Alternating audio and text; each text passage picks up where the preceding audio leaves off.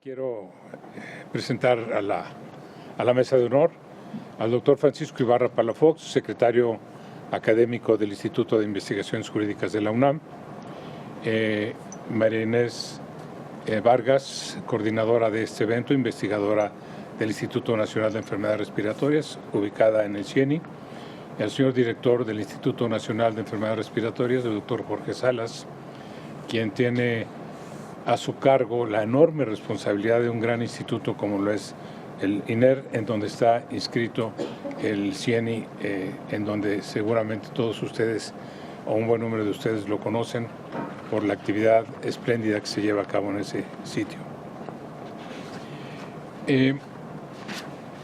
Doctor Ibarra, permítame hacer una introducción al tema.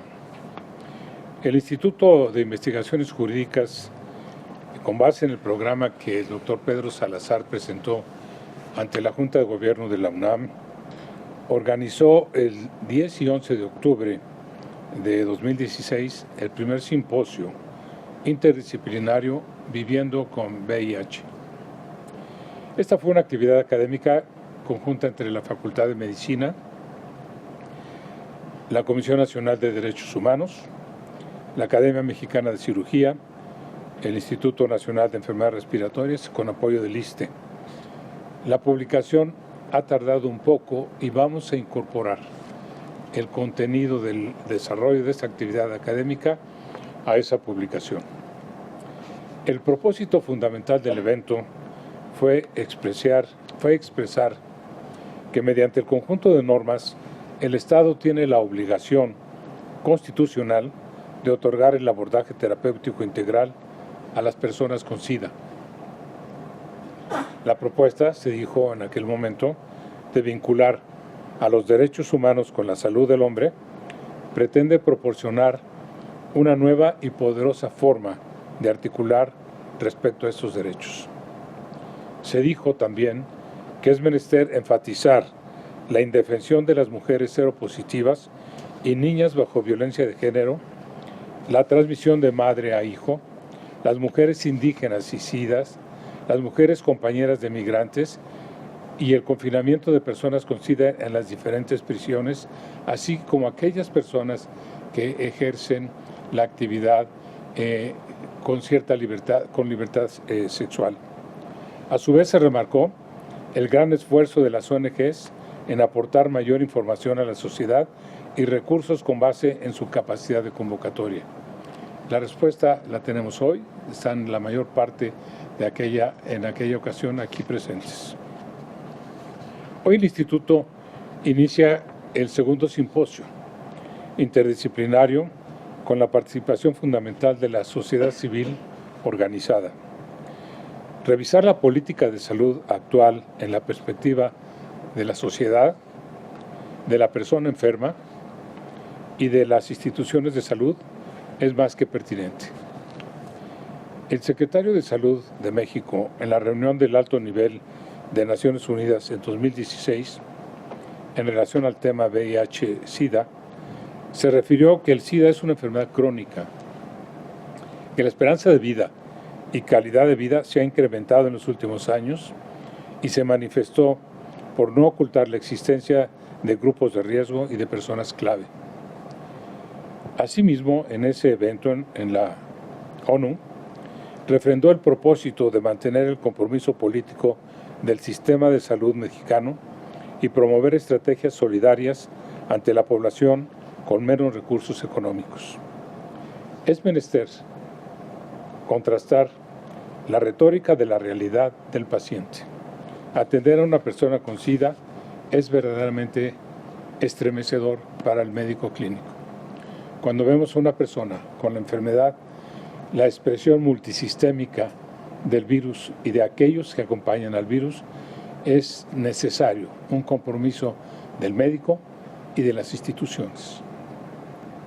En los últimos 16 años, los casos notificados entre 14 y 24 años ha disminuido 7.2. Sin embargo, sigue siendo el grupo social que más casos de infecciones y SIDA registra de acuerdo a Censida. En México se ha cuadruplicado en 25 años la presencia del virus. De 1990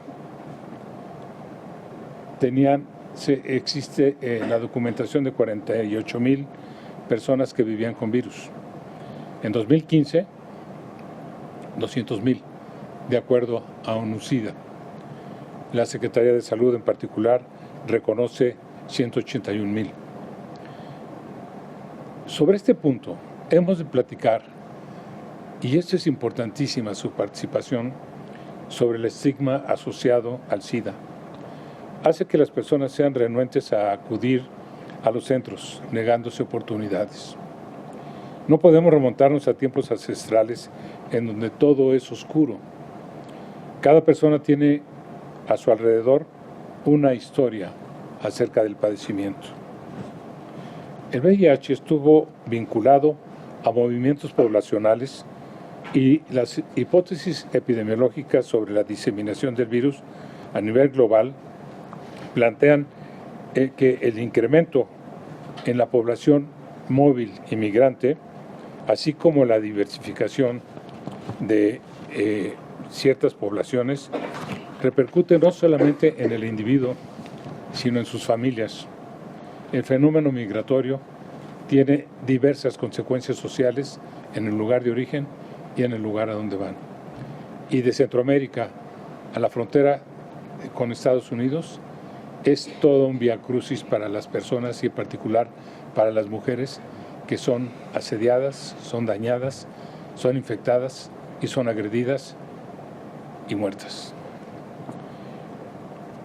Un investigador en 1971, con esto culminó, Julian Hart, enunciaba la ley de cuidados inversos. Dice que el acceso a la atención médica o social de calidad varía en proporción inversa a su necesidad en la población asistida. El término, jurídicamente, ha sido adoptado por un buen número de juristas, la ley de cuidados inversos. Es decir, la disponibilidad de una buena atención médica tiende a variar inversamente a la necesidad de la población asistida.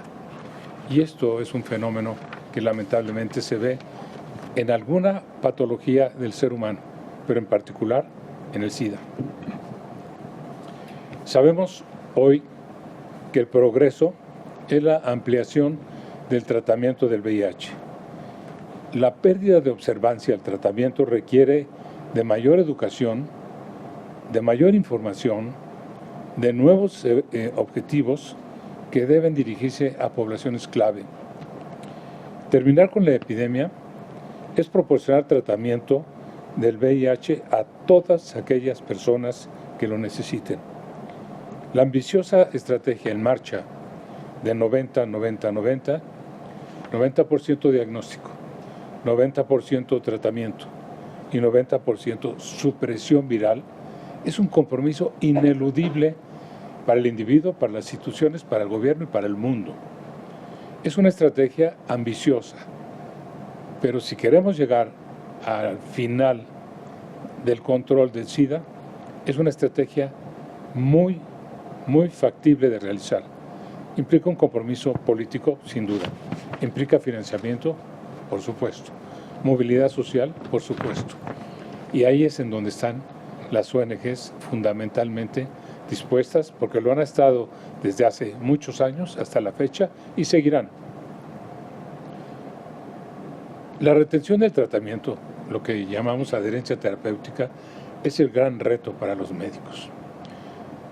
A veces no hay el antirretroviral, a veces no hay el medicamento para la neumocistis, o a veces no hay para el tratamiento multidrogo resistente para la tuberculosis. Es necesario que el Estado asuma con mayor vehemencia el compromiso. Poner fin a la epidemia para 2030 es pasar a la acción con mayor vehemencia, con menos retórica.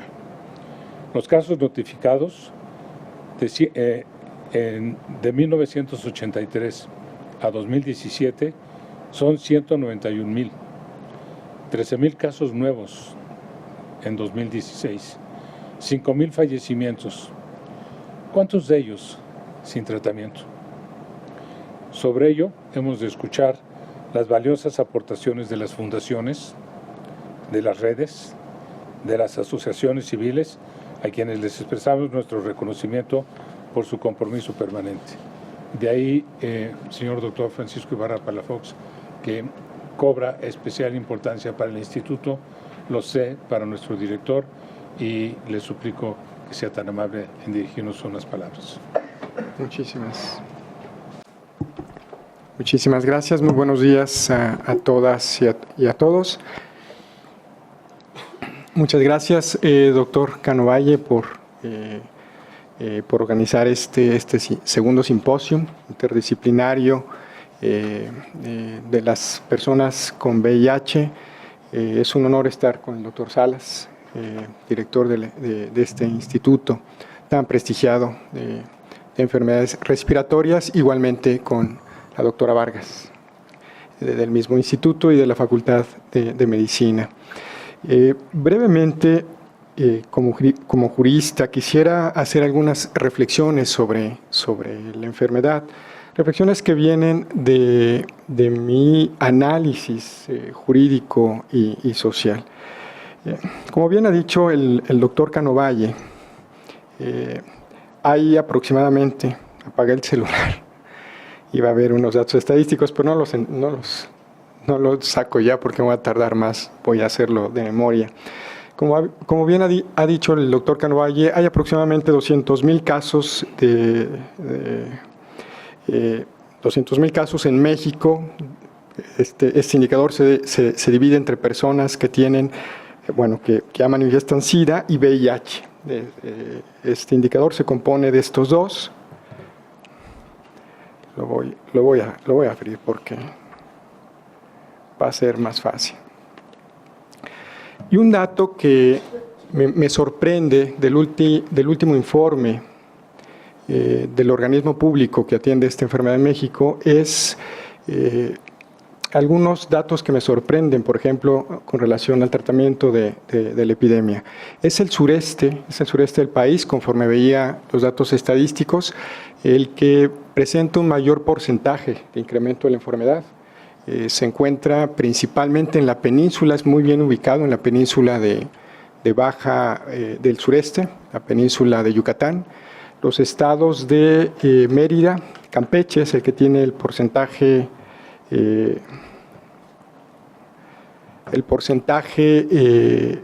mayor, seguido, no en el orden exacto, pero está Quintana Roo, Yucatán, Tabasco, Oaxaca y Veracruz. Permítanme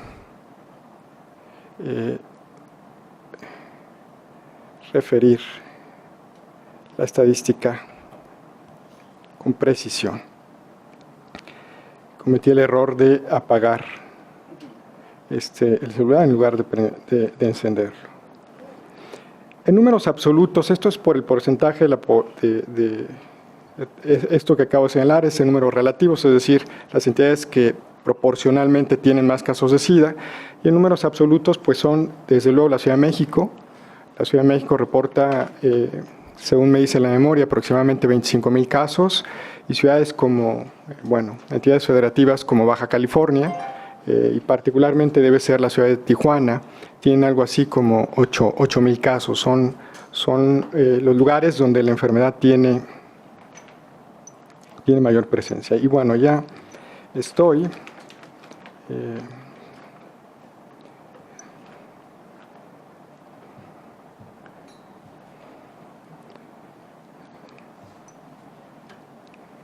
Aquí está.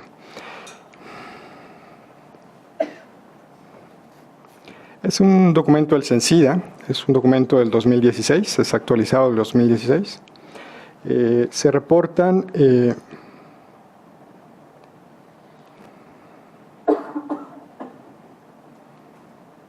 ahora no.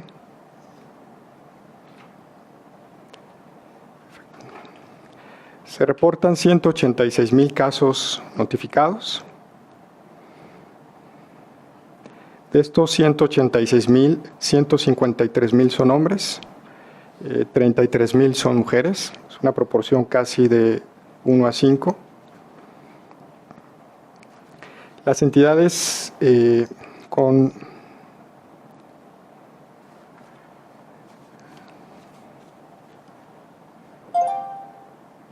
porcentajes mayores, les decía, bueno, esta gráfica es bastante grande, entonces tengo que irme a una más pequeña.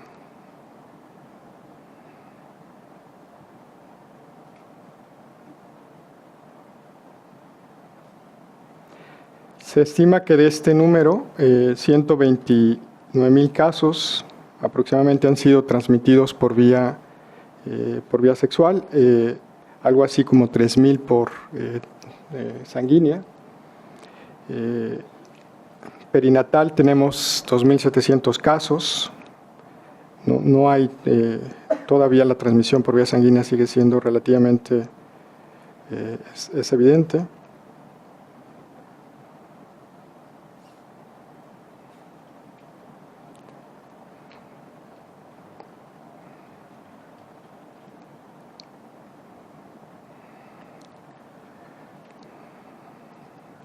Bueno, perdonen, ustedes esperan breves palabras y yo estoy revisando una estadística bastante compleja. A lo que voy es, evidentemente, que hay un descuido en la zona del sureste y en el sur de México con relación al resto de las regiones del país. Evidentemente, la península de Yucatán tiene una alerta, hay una alerta evidente, ahí se identifican el porcentaje mayor de diagnósticos de la epidemia. En los últimos años se está privilegiando al centro y al norte del país en detrimento del sur. A mí claramente me parece un evidente descuido de la zona sur de México, una zona que tradicionalmente ha carecido de servicios de salud, servicios educativos, y ahora tenemos este problema subrayado. Una preocupación con relación a la epidemia que acabo de identificar en un libro que se llama La guerra contra el sexo, The War on Sex, de la Universidad de Duke University. Uno de sus artículos examina muy diversos aspectos de lo que se está consolidando como una guerra contra la vida sexual de las personas, que varía en muy diversas facetas, desde la consolidación de tipos penales que comprenden muy diversas actividades sexuales. Pueden ser agresores sexuales, por ejemplo, en Estados Unidos, personas que tienen acercamientos físicos que no constituyen agresiones sexuales. Si son reincidentes, pueden ir a una lista, por ejemplo, de agresores sexuales.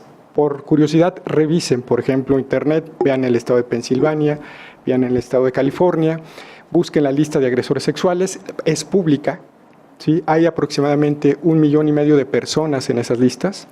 Muchas de ellas no han cometido delitos sexuales, muchas de ellas son sencillamente reincidentes de lo que los tipos y las leyes administrativas consideran agresiones o faltas de carácter sexual.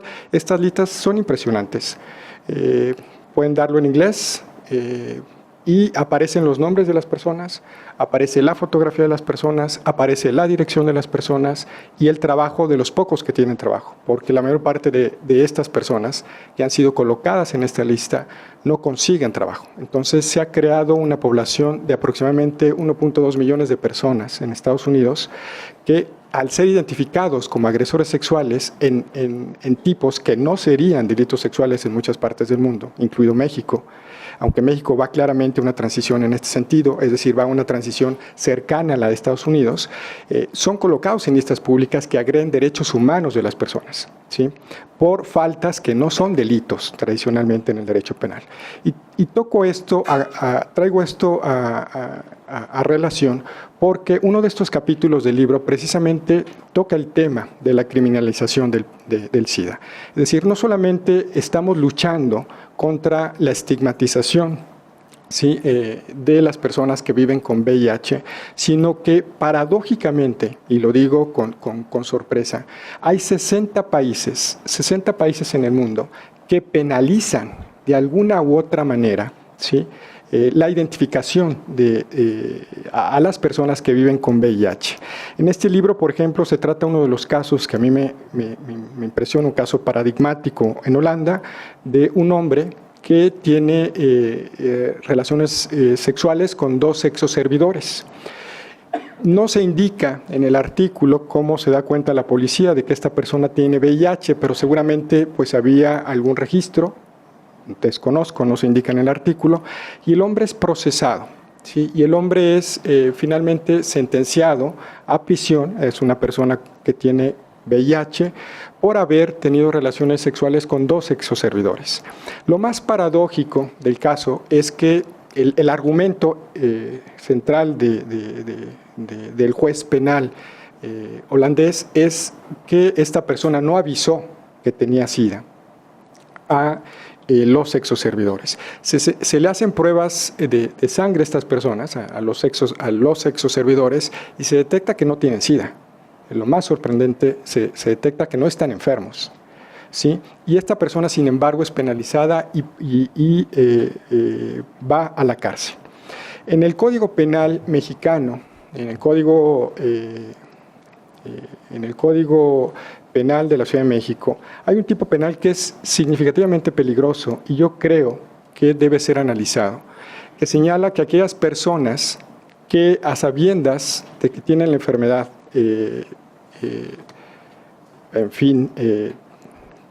la hipótesis puede ser que tengan relaciones sexuales incluso, ¿sí?, serán penalizadas con años de cárcel. Creo que debe ser discutido este artículo. Creo que México no debe avanzar en el camino de estos 60 países que no solamente estigmatizan a las personas que viven con VIH, sino además han iniciado ya una carrera, ¿sí?, claramente definida para penalizar. Y la gran desventaja de esta penalización de las personas que viven con VIH es que van a evitar el diagnóstico. Ese es el gran problema. ¿Sí? En la medida en la que las leyes penales se extiendan, ¿sí?, las personas serán reticentes a hacerse los exámenes correspondientes de sangre para la determinación del VIH. Es sorprendente que los países más desarrollados de Europa Occidental y los Estados Unidos ya hayan penalizado estas conductas y que México se encuentre ya en este camino. Viola abiertamente los derechos humanos y contradice de manera significativa el discurso oficial de los estados, ¿sí?, para controlar la epidemia del SIDA. Sin diagnósticos no hay posibilidad de tratamiento. Sin tratamiento, como bien señala el doctor Cano Valle, pues no habrá supresión viral. Pero ¿qué persona en esta tendencia querría hacerse el diagnóstico, las pruebas correspondientes, si estos tipos penales ya están apareciendo? Son tipos penales que evidentemente agreden a la población con VIH y significan también un peligro para el resto de la sociedad porque son disuasivas de la determinación del diagnóstico. Esto es lo que yo quería sencillamente señalar desde el ámbito del derecho penal. Occidente está avanzando en una penalización no solamente de esto, sino de muchos otros tipos penales. Estados Unidos es el país que tiene la población carcelaria más grande del mundo, no solamente en términos absolutos, sino también en términos relativos. Es más o menos el 0.8 de la población en la cárcel y son 2.7 millones de personas en la cárcel. Si la creación de estos tipos penales, ¿sí?, y este paradigma del derecho penal punitivo que se extiende no solamente a los países de Europa continental, sino también a México, son tremendamente dañinos para el respeto de los derechos humanos de las personas que viven con VIH. Solamente quiero señalar esto. Discúlpenme por haberme detenido en la estadística y ser tan desafortunado en la ubicación de la misma, pero creo que este es el tema más importante que a mí me interesaba calificar. Creo que estos tipos penales son abiertamente violatorios de derechos humanos, ¿sí?, y ponen, ¿sí?, a la sociedad en riesgo al ser disuasivos, ¿sí?, del diagnóstico. Es todo, doctor Cano Valle. Yo solamente quisiera en nombre del director del Instituto de Investigaciones Jurídicas, darles la más cordial bienvenida a este simposium, que es un simposium importante en muchos sentidos para las políticas de salud en México y para muy diversas áreas del derecho, como acabo de señalar en este caso, para el derecho penal y para el derecho internacional de los derechos humanos y el derecho constitucional que establece las garantías y los derechos de las personas. Quisiera pedirles, si fueran tan amables, en ponerse de pie para declarar formalmente. Bueno, ya regresó. Sí, bueno, hoy nos ha jugado un poco mal los sistemas electrónicos. Gracias, y declaro formalmente inaugurados los eventos de este segundo simposium de las personas que viven con VIH, siendo las 10 horas del miércoles 22 de noviembre del 2017. Sean bienvenidos y muchas gracias a los coordinadores, a las instituciones que nos acompañan por estar el día de hoy con nosotros. Gracias. Gracias.